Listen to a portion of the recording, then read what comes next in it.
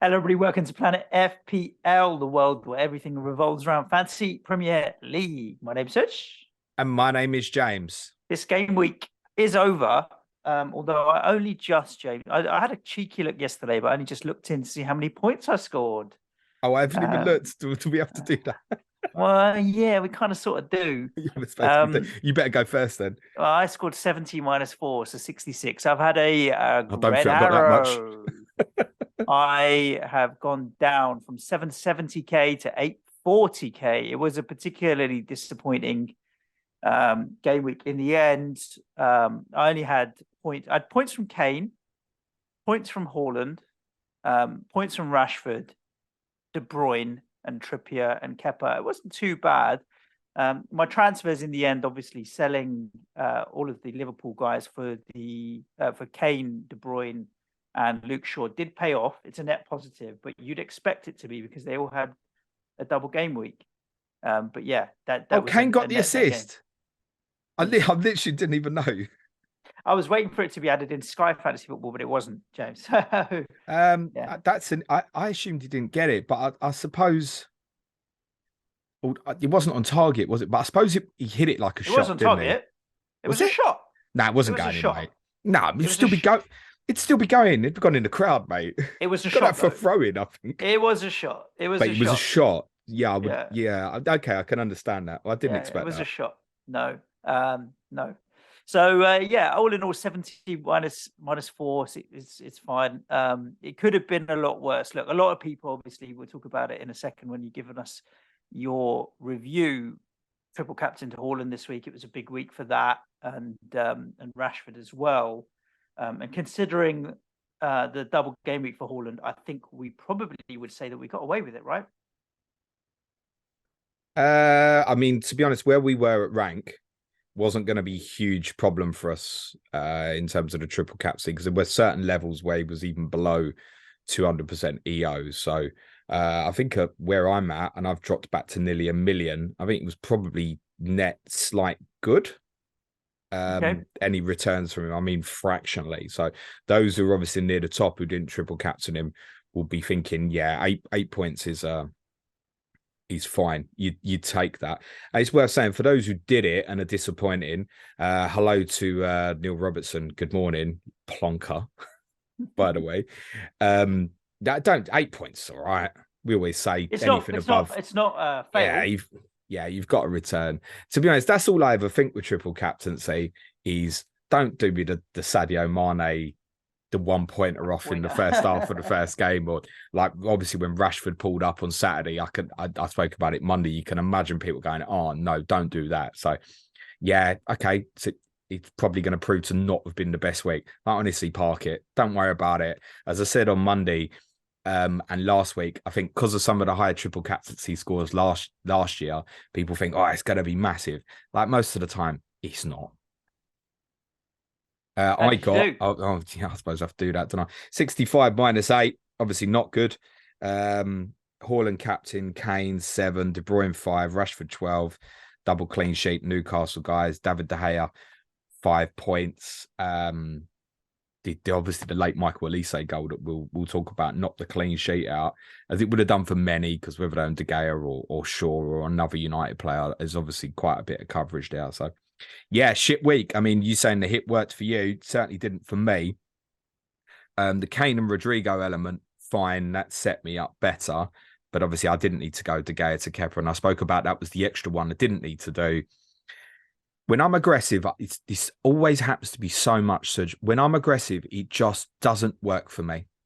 It just doesn't work out well for me. Doesn't suit my play. I'm more of a strategist in terms of thinking ahead, of planning and stuff. When I go in aggressive, it just so often doesn't work. And this is another occasion of it. If I could go back and do it again, I wouldn't have bought De Gea. And it's not often that I come back afterwards and say, I wouldn't have done that. But I was even predicting Chelsea for a clean sheet against Palace. So what was my true expectations to make that a hit worthwhile? Was it 2 United clean sheets? It was the prospect of double fixture double, wasn't it?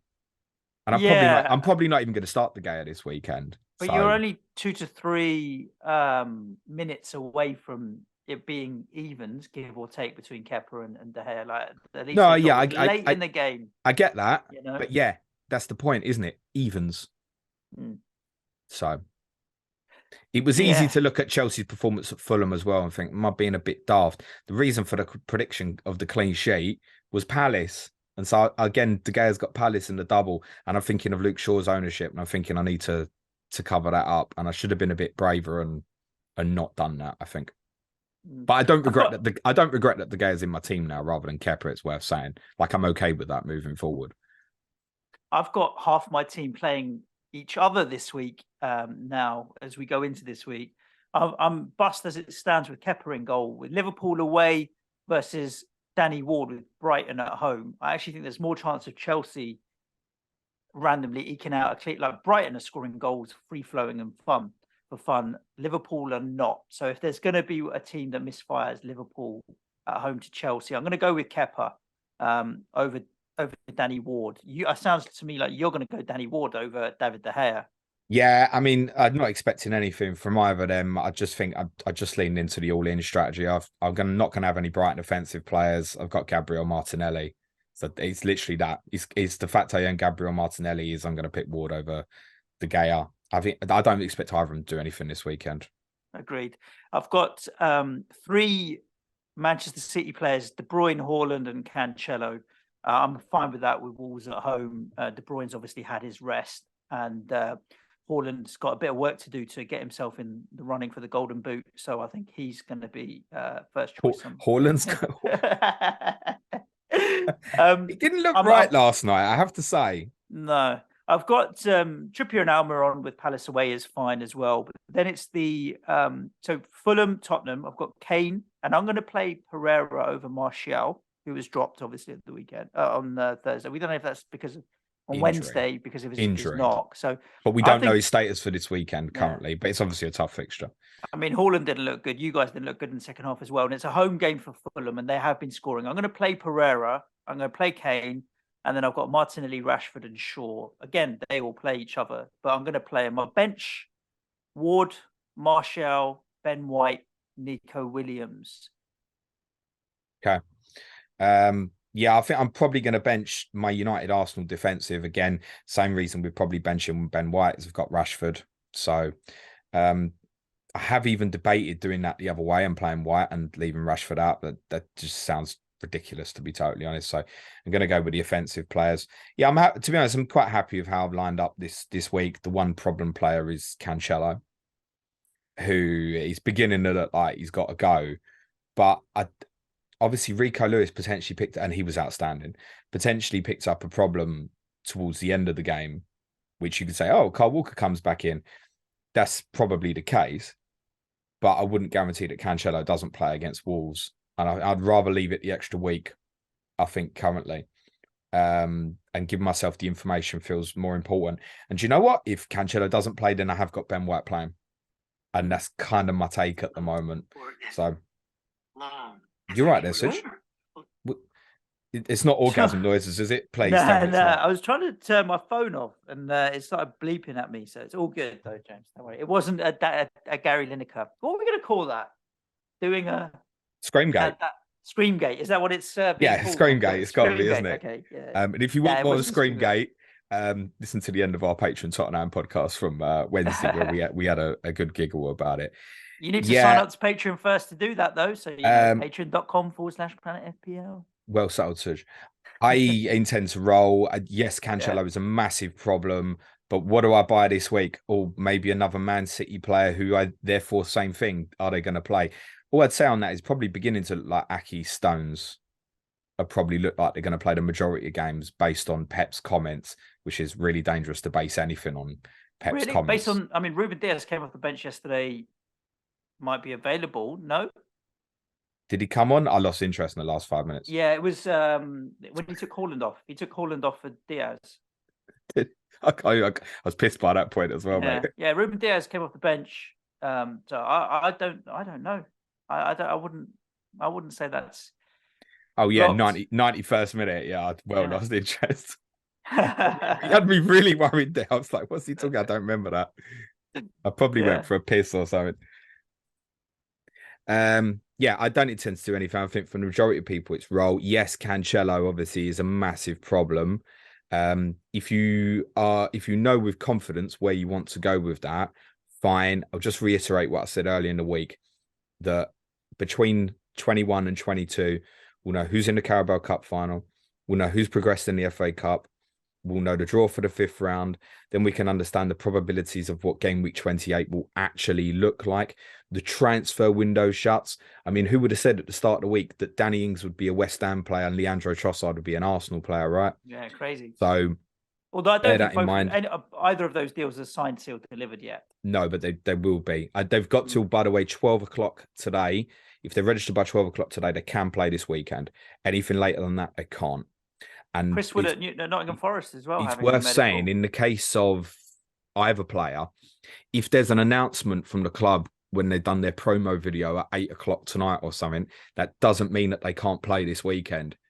It just means have they been registered with the Premier League by 12 o'clock, and we may not have that information. It's worth saying. I've seen a few people suggest the idea of if you're on wildcard, get Trossard in now. You can have 4 Arsenal players for the double in 23. But then you are going to lose a transfer somewhere. So I'm not sure about the logic of that. Most of our Arsenal patrons think at the moment, certainly adds depth. He can play across the forward line, but it would certainly... He's obviously a threat to the expected minutes of all the forwards, but would expect Martinelli to stay first choice. Agreed. Craig Dawson fee agreed with Wolves, James, 3.3 million. So he's on his way up there. I thought that might happen, especially after he didn't play for you there at the weekend. And I thought that was a bit odd. Yeah, it's clearly in the works there. I think that's not bad. Broke even on him, really, give or take. They need to get a centre-back. So Toti Gomez is okay, but they haven't really got any good cover for Kilman and Collins. So I'm not surprised at that deal. It seems like the transfer window is hotting up a little bit. Let's talk about these 2 games that we had. I didn't really watch the Manchester United Crystal Palace game, James. It's all on you. Okay, good. I can't remember a lot of the monks. I've got a bloody hangover. No, in seriousness, the big headline news, which I think is worth saying in the first instance, is the Casemiro yellow card.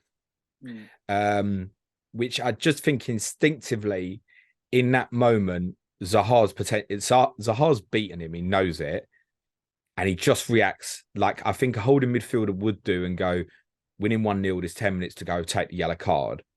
And by the way, clearish yellow card, you'll see. I mean, going towards orange, you would say. Zaha's still got to face up Wan-Bissaka, who I know United fans have been very critical of, but he's still an outstanding 1v1 defender. He made a brilliant challenge very late on Zaha, actually, where if Eze had put more on the ball, Palace might have even won the game. I think for United, they got caught between a rock and a hard place. And I speak about this a lot when you go to Selhurst. In fact, I spoke about it after we obviously won there very recently. You get that second goal and you go 2-0, your thumbs up, you're good. If you don't get the second goal there, the pressure will come. Now, in all truth, it didn't really. But I think United were aware of it and ended up just getting a little bit deeper. I mean, the reality is, Elise scored an absolute worldie of a free kick. Bizarre celebration, by the way. Have you seen the celebration? No. He doesn't even celebrate. But he's a bizarre character. Do you remember his random interview? Yeah. He's like odd. one-word answers. Yeah, even when he scored the winner against... He's a bit odd. He said apparently that he doesn't celebrate goals. And I can't say I'd noticed this before. He said, does a postman celebrate when he puts letters through the letterbox? It's a little bit different, mate. You're performing in front of 30,000 or whomever, right? It's a little bit different. Guy. Yeah. A strange analogy. But yeah, whatevs. Okay. You are allowed to be happy, mate. Yeah, Ten Hag's face after the goal went in spoke volumes, because I think knew there was a real opportunity to obviously close the gap. Obviously, if you win on Sunday as well, then United fans really, really would have been feeling like they were in it.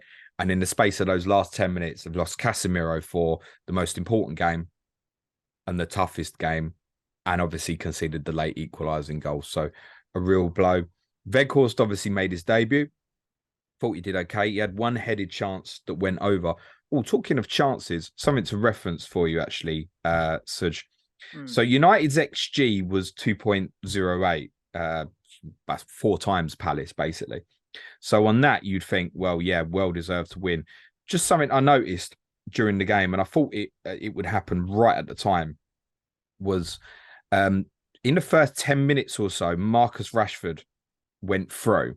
And I'm only happen to be looking at Sofa Score at the moment, so the XGs might differentiate from place to place. And I don't know if people manually changed this. I'm not going to profess to be an XG expert, but that went down as a 0.49 XG chance.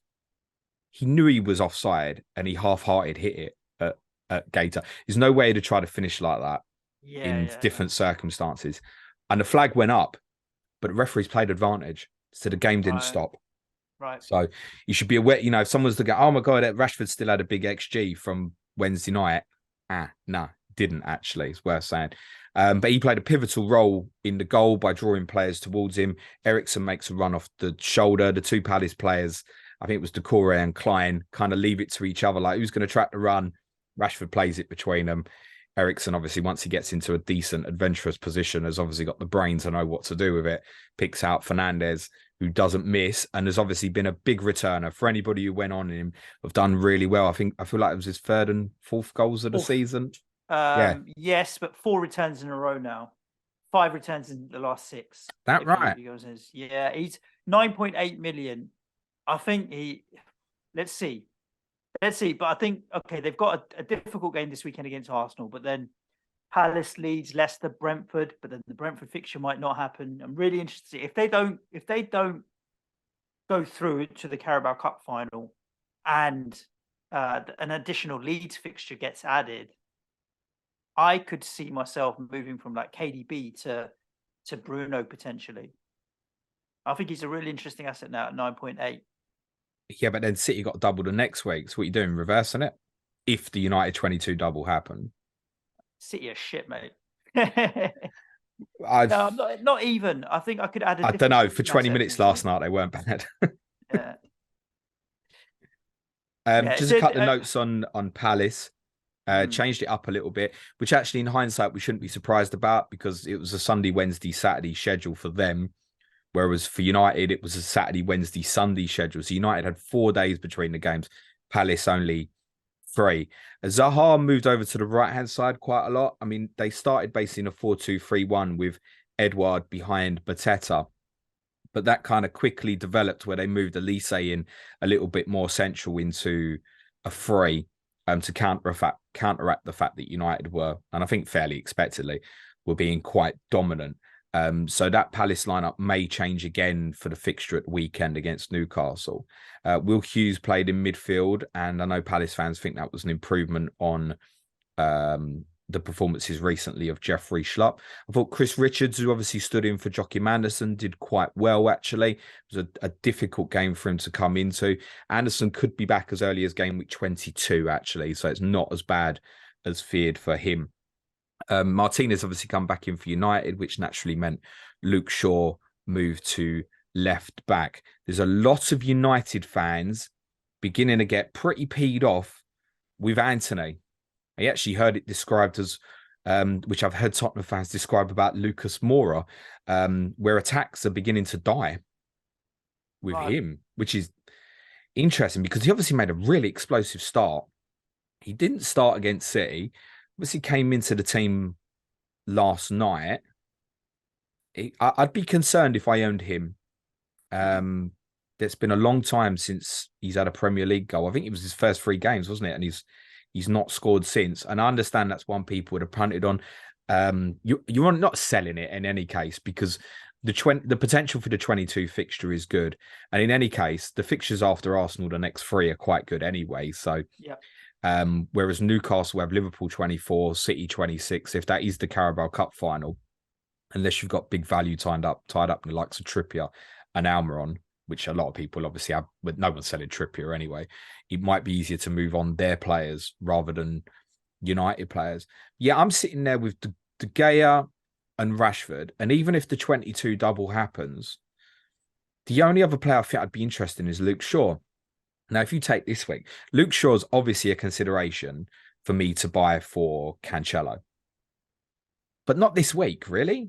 What am I desperate to? Am I desperate to make that transfer now? So you roll and figure it out next week. I know Fernandez has had a good week, but I'm not overly keen on that. There's also, by the way, a trend really happening with Rashford now, and this has been happening with a lot of games since we restarted, where there's definitely a priority to play him on the left, but he's finishing the games through the middle in the last 20 minutes or so. And I think those who are going for Weghorst, if the double happens in 22, and I think there will be some interest there. There'll be people sitting there with players who've got one fixture, maybe not great, like Mitrovic goes to Chelsea, for example, thinking, I want to gamble that. I'd be a little bit cautious that you certainly don't expect 90 minutes at the moment. And obviously his minutes, I think, is certainly going to be impacted by Martial. I think they brought him in as an alternative. And it might be that if Martial's fit, obviously that with Rashford going through the middle later in the games might stop, because it might be they're bringing Weghorst on, and in which case he won't finish games at the top end of the pitch. Palace, as we've spoken about numerous times, the fixtures are a dog. That felt like an important result for him. It would have felt like a win. All right, we have to talk about my team again, don't we? I went out. I went training to the gym yesterday, the jiu-jitsu gym, and by the end of your game, I wasn't sure who'd got more of a beating, me in the gym, because I regularly do get beaten up, or you in the second half of that game, because both looked equally painful. Yeah, I thought the biggest beating was happening in that BBC studio on Tuesday night, wasn't it? That was more on a mobile phone, James. But yeah, But it was not sure if you got the right reference. Go on, sorry. I don't know if that was in the studio, was it? Someone might have been. I don't anyway, behind the camera. I got home at 40 minutes and was 0-0, and I thought, okay, just in time. Let me have a quick shower, and I'll be ready to sit down comfortably and watch the second half. Put the second half on. 2-0 Spurs. Where did that come from? But from everything I heard in the commentary in the car on the way back, City had been reasonably dominant, but you'd had some chances, but it was City that were more dominant with the ball in the first half. Is that fair? Can I just say, I'm really looking forward to Monday's podcast, because I get to review all the weekend games, and Tottenham aren't going to have fucked up my mood because they don't play till Monday night. City were deserving winners. There's no question about that. Did we deserve to be 2-0 up at half time? No. Okay. Absolutely not. But had we played better, I mean, you'll know again from Tottenham in the week, and the patrons will know I've been dropping these stats about Tottenham's first half and second half. And what do we get as soon as we talk about it in detail is obviously the complete opposite. It was certainly better for my team because Rodrigo Bentancur was back in the team. He's such a good player. And that, even the first goal, obviously comes from a high Tottenham press. And we don't see it nearly enough.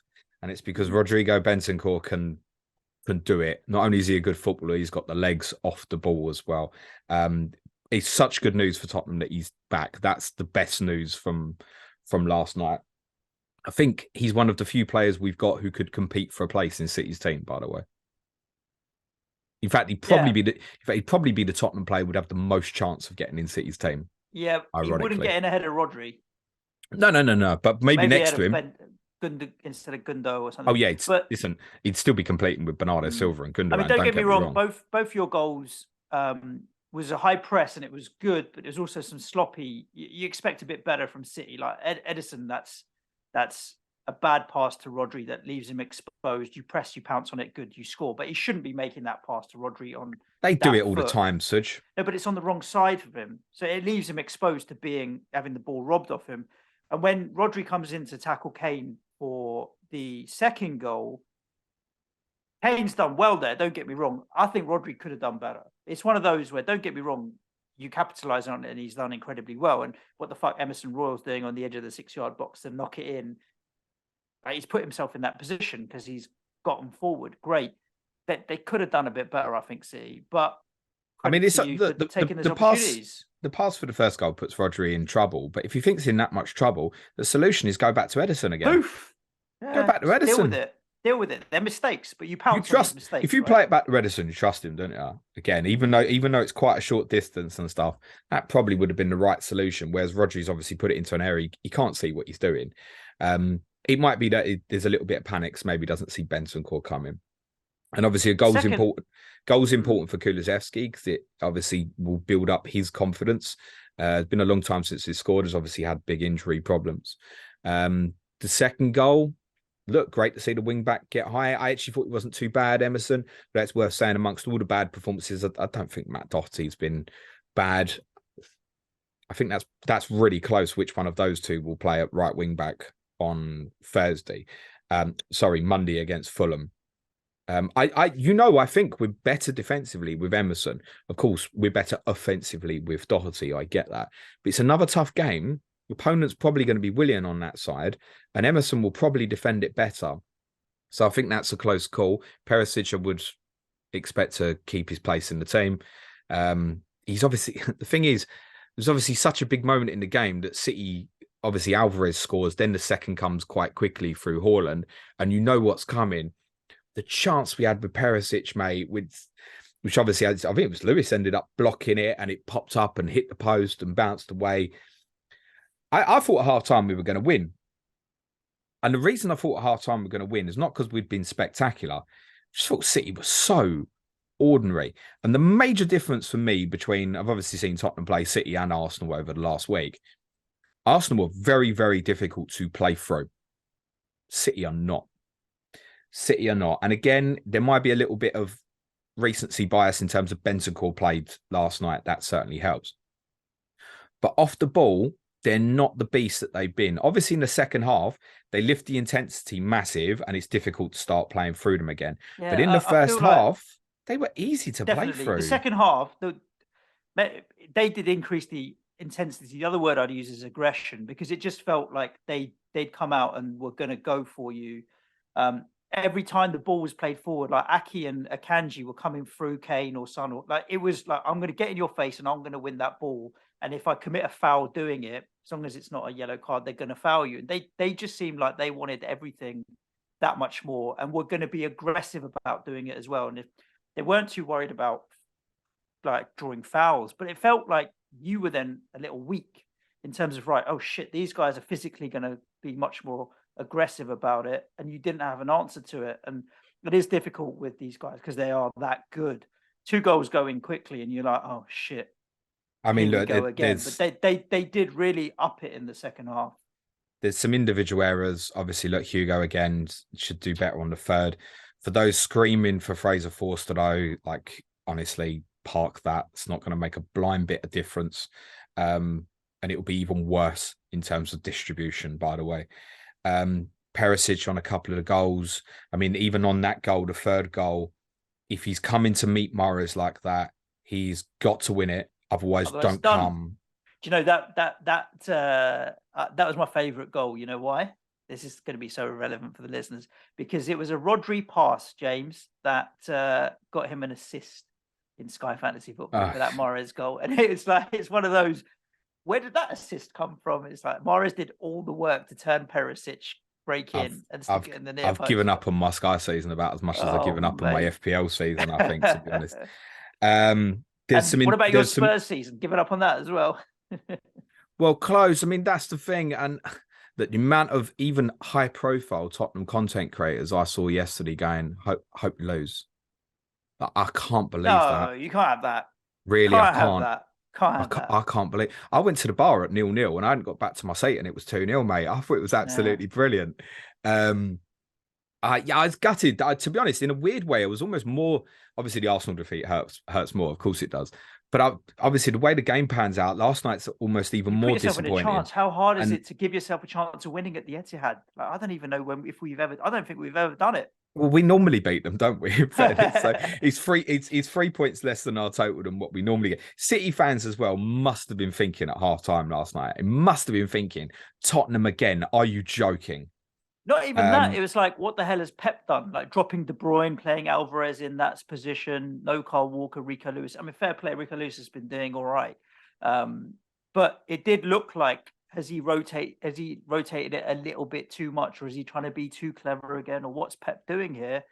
And then to be 2-0 down at halftime, would have had people scratching their heads a little bit, but they got the business done, basically. Yeah, where they go next in terms of team selection, Good luck with that. Again, as I said, his comments suggested, particularly on Nathan Ake. I mean, what he actually said about Nathan Ake is he said, we can't play good without him at the moment. But again, you know, people go, oh, right, so that means he's definitely playing instead of Cancelo. No, it doesn't mean he doesn't move back into a central position and Cancelo comes back in at left back. Maybe Cancelo will even cover for Lewis, even at right back. Maybe Walker doesn't come back in.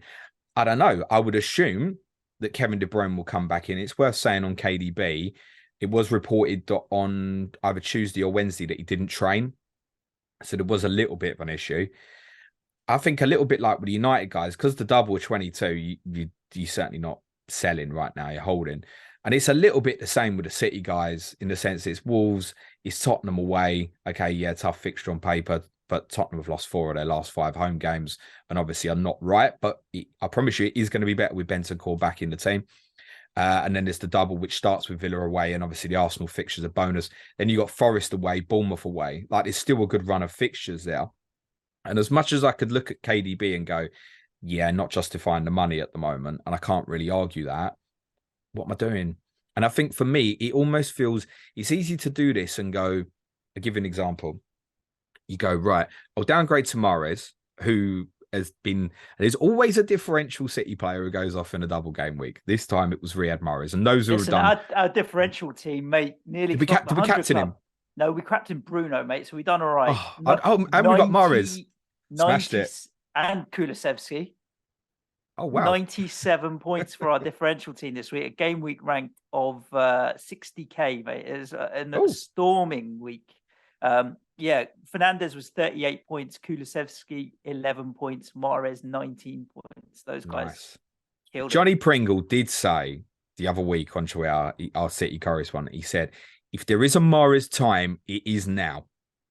Would you be at all shocked if he came out the team against Wolves at the weekend? No. This is it, isn't it? Not at all. Not at all. So, yeah, I think information is probably more important. But the point I was going to reference is you go, right, you see it in front of you, you go, what am I paying for KDB for? I'll downgrade KDB to Mahrez, for example. And you go, fine. Okay, I'll upgrade my 4.5 million forward to Tony or Mitrovic or something. And then you look down the line and you suddenly go, shit, I want Salah back. How you doing it? So hit again the other way. So I kind of feel like structurally, I still need to be around that value so I can dance between the prospect of Salah and KDB. It's weird one. I'm almost saying, yeah, keeping KDB because there's a double coming up and because it allows me to get to Salah easier. Yes, that's the reality. But exactly that. Oh, let's go and get Mahrez in form. Yeah, of course he is. Does he play on Sunday? I would guess so. But I don't know what he does. What I'd say is if you want a differential captaincy this week, there you go. Punt that. He was obviously the outstanding performer last night. He had a great game. That was absolutely clear. There's a Tottenham player. Even Grealish as well on the other side. He had a great game, but just without the attacking returns. I think he's really...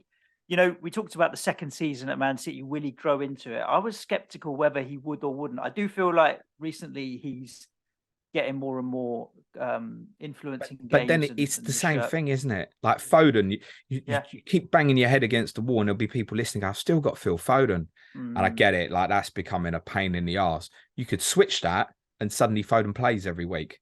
Who knows what he's thinking? But what I would say in summary, City well deserved to win, no question. And when I've said, like, I can't understand how people don't think Arsenal will win the league, I'm sure at halftime last night, everybody suddenly went, oh, yeah, shit, they are. They've got so much good talent and capability in that team that they can do what they did to us to any team in this league in the space of 20 minutes. And that would even include an Arsenal. But have you seen Guardiola's interview after the game? Yeah. It's great, by the way. Like, he is trying to put a rocket up their arse to get them performing. And it might be that this is the beginning of the run and then now this is the turning point and they go off. I understand they're capable of doing that. But if they don't sort it out and the performances don't improve, they're not catching Arsenal. Because right now, they are too easy to play through. They're in a position at the moment where I think any team in this league could give them trouble. Off the ball in that first half, they were easy for us to play against. In fact, on the ball, it was the easiest I'd found us to be able to get out against a team who were trying to press against us for ages. Honestly, ages.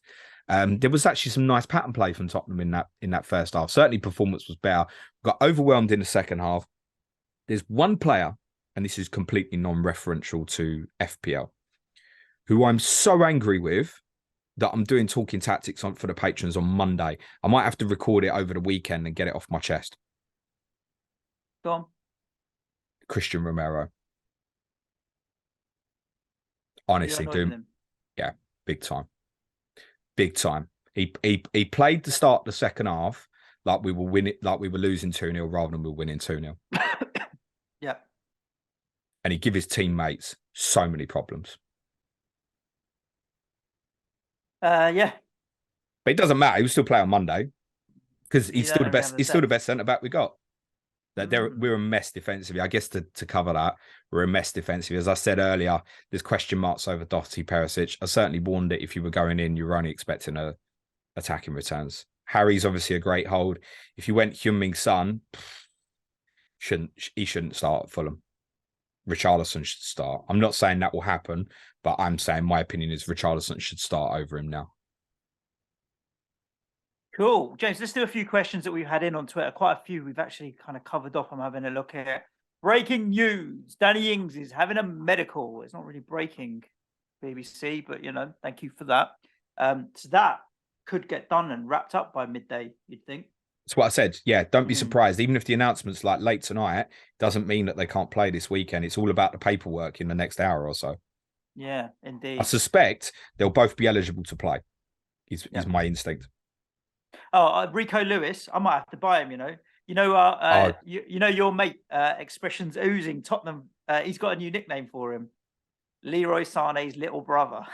I should have spoke about him. As we said, went off injured towards the end of the game. And the thing is, because City played last night, I don't know if Guardiola's going to do a conference today. So, how much does his press conferences actually help anyway? Rico Lewis, I can't believe he's English. Because he's understanding. Sorry, English people like us. That's so racist. Yeah, whatever. I'm one. I'll call it xenophobic rather than racist. Okay. Stereotyping. All right, fine. English people don't understand the game. But look at Phil Foden now. His understanding of the game is so good. I think we've really developed. You know what I mean by that comment in terms of technically development. And we are developing more players like this. I'm not sure I've seen a defensive player with as much understanding as he has got of the game and his surroundings ever, who's been English, is more my point. So what a talent he is, honestly. He plays like an old man. It's like a he's a regen of Philip Lahm or something, mate. What a talent. And technically, he'll improve. His understanding of the game, brilliant. I'd had a dilemma for Sky Fantasy Football at the weekend, like selling Kyle Walker for Mitrovic from Sunday to Monday. Even if Walker plays on Sunday, I'm going to do that because I think Rico Lewis is going to get minutes now. And they'll either be shared or he'll be first choice with Walker coming in bits and pieces. But yeah, I really think that I wouldn't call it his shirt to lose, but I think he's going to get more minutes than Walker potentially. And they obviously have got Champions League and stuff still to worry about. Look, he's 3.9. We are in a position now, I think, where this is beginning to become a conversation. But again, I think certainly you need the Gameweek 21 information. But considering he come off injured, if he plays again at the weekend, you've got to start thinking he's becoming first choice. He's playing so well. There's improvements he can certainly make defensively and stuff, but he's understanding. What a talent. What a talent. There's rumours that he'll be in the England squad in a couple of months. They're just going to fast track him to try and see if he can be ready for the Euros. And think, how many good right backs do England have? I was going to say, another right back. I bet he could, by the way, he could play left back. Yeah, no doubt. Because his understanding is good enough. Thank you, listeners, for your questions on Twitter. Some of them, sometimes I do respect the questions, but you're asking questions that require a podcast on their own. So is this about strategy? Well, no, it's more just generally like if every team in the pick a transfer for every team in the league. I'm like, it's 20 teams, and that's a lot of headspace. But there are some questions here, James, that are very relevant, and we can answer. FPL Fish, can we start thinking of going against captaining Haaland? This week, definitely not. Like Wolves at home. The thing is, I'm not going to go against it this week. Obviously, he has so little involvement in terms of his touches of the ball. I mean, what did he have last night? 9 accurate passes. Give me touches, please, someone. I can't. 21. I mean, that's probably a lot for him, actually. He can give off that presence that he's not involved and he's frustrated. You know, if the chance comes, a little bit like the second goal was scored, and actually missed a good chance. There was 2 moments in the first half. Obviously, there was one where Loris got out quite quick, and there was the header. Oh, yeah. By the way, go back. You can all do this for yourself. The header he puts over in the first half, watch Romero. Oh, my God. So you don't expect him to miss that as it comes towards his head, and it's like, oh, I've already accepted it's a goal. Don't expect him to miss. But yeah, doesn't look quite right. But then Haaland not quite right is still better than most other options, is what I'd say. I don't think it's impossible that he doesn't start on Sunday, but I would, at the same time, I would be surprised. So, look, I intend to captain him at the weekend. I think, to be honest, the alternatives this weekend from a captaincy that you'd have confidence in would be perhaps an Arsenal player, like an Odegaard or a Saka. You just go, the form's too good at the moment. Kane at Fulham, Mitrovic against Tottenham, and of course, Trips. I don't think at the moment, like, even though Chelsea are not right defensively, you captain Salah if you've still got? No chance. I don't think so at the moment. And you're not going to captain Rashford at Arsenal, I don't think. So I think I think we're getting to a stage where obviously some people have picked the battle as this week and gone with Rashford over Haaland, and they've won, right? They've won. Not by a huge amount in the end, but they've won. They'd be delighted. I think there's periods to pick your battles. This weekend with Arsenal United playing each other doesn't feel like one of those weekends to pick the battle. Okay. Unless at home, still a good fixture. Unless we genuinely think that Haaland's not going to start. And again, I do think it's a possibility, but also consider City haven't got any fixture next midweek now. They don't play Arsenal till Friday in the Cup. Then after Arsenal, there's a long break as well. So there's every chance he'll even play against Arsenal in the Cup as well. I would expect him to start. And yeah, he'll be my captain this week. I guess in all honesty, probably best alternative this week is Kane or Trippier. Trippier, we keep overlooking as part of the conversation. It's ridiculous. And you'd arguably fancy them for a clean sheet again against Palace. So if the clean sheet's there's every chance of the bonus. So for Haaland to outscore that, he's basically got to get 2 returns.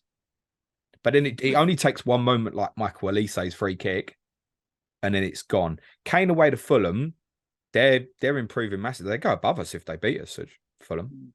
Yeah, I think it's going to be a very difficult game. I'd back Fulham right now. They're a good side.